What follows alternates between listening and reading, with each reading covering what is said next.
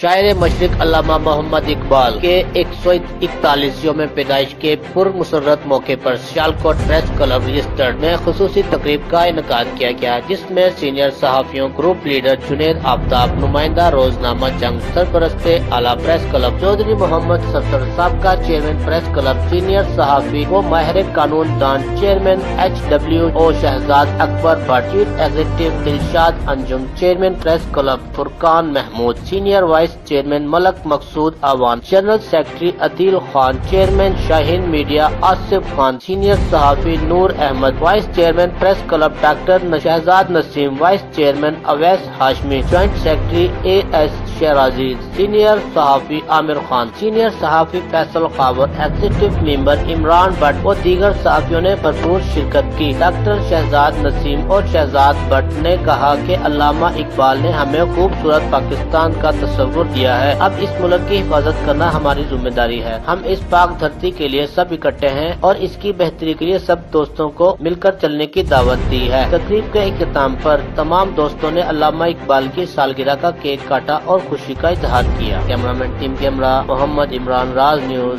Sialkot.